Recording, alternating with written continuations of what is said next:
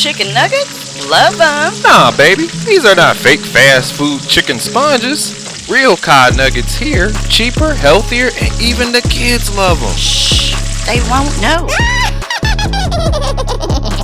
No idea what to cook? Or are people just roasting your cooking? We're B&T. We teach home cooking lessons from frugal to fancy while using what you got. Go to bntsrecipes.com for more. Welcome back, home cooks, or if you're new, thanks for checking us out. Let's get cooking. Here's our thawed out cod. We're gonna open, pat dry, and cut down to bite-sized pieces. Let's go ahead and grab our cutting board. Once pulled out, grab some paper towel, being that they are from the frozen section of the grocery store and were on sale, by the way. They're going to have a lot of moisture on them, and we don't want that as the coating won't stick. Aw, boo! So this part is pretty crucial, and since you all know how to cut, no science to it, we're going to go ahead and speed the video up.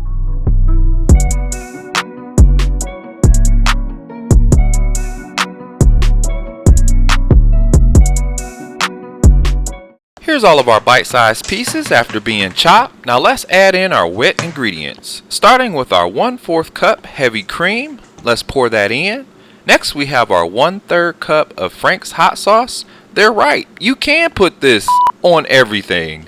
Last we have our 1 large egg. This combination really helps the coating stick, and there you have it.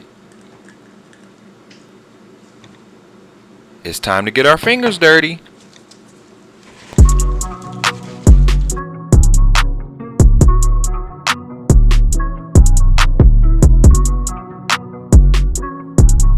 Time for our dry coating. Pour in 1/3 cup of unbleached all-purpose flour. Then add 1/3 cup of yellow cornmeal. Let's get that in the bowl so we can get this bowl out of the way and make room on the red carpet for the real star. Ritz crackers with a hint of salt. You will need 1/3 cup, which equates to about half a sleeve.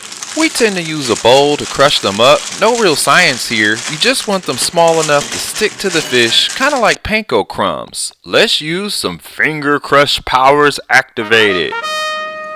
And then you get this. Let's grab our dry ingredients bowl from earlier and add these in. Finally, add in your spices. We've got a 1/2 tablespoon of Dash Original Seasoning, 1/2 tablespoon of Old Bay Seasoning, 1/4 teaspoon of ground black pepper, 1/8 teaspoon of sea salt, and 1 teaspoon of organic turmeric.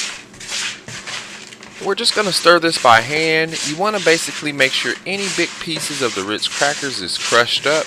You don't want it too fine, but if you do find any, see like big pieces like this, go ahead and just crush them down, as this is going to make that flaky, crunchy crust on our fish nuggets. But before we coat our fish, let's preheat our oil on the stove top. In your pan, pour in about 1 inch of canola oil and bring it to a medium-high heat. Just as an example, while the oil is cold, we use this butter knife to show you it's about the size of your thumbnail, so you don't need much. Don't be an oil waster. Let's grab our marinated fish and our dry ingredients and let's run to the altar as we're about to marry the two together. They are taking the plunge. And also have a tray ready to take them to their honeymoon hot tub oil bath afterwards. Now cooks, if you feel confident, you can use the shake and mix method like this with no top, or if you're new to cooking or just messy, definitely use a top. It saves cleanup, or make it simple and just use your hand like this. The goal is just to make sure they're completely covered. Once they're fully coated, bring in the tray from earlier to transfer them to their steaming hot tub of oil. To see if your oil is hot enough for frying, check out the lesson on the site.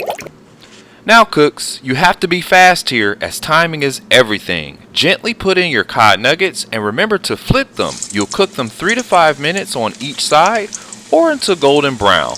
We'll speed the video up here as we're just frying them.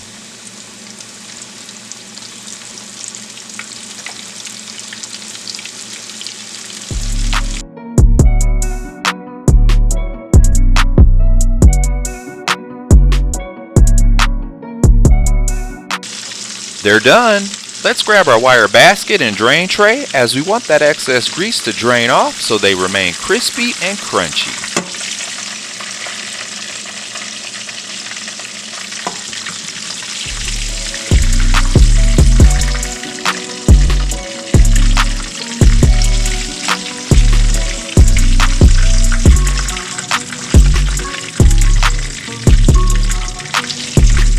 And be careful, cooks. Don't burn yourself or pop yourself with any hot grease. Here's our final product. As you can see, they're thick, luscious, crispy, and crunchy. Eat them with sauce or eat them plain. This was our first batch. If you like them more crunchy, leave them in longer, like our second batch here. Now if this made you drool, make sure you click the bell to subscribe and stay tuned for more on what to cook with what you got. As always, thanks for cooking with B&T. See you next time, cooks. Hope you enjoy the twins.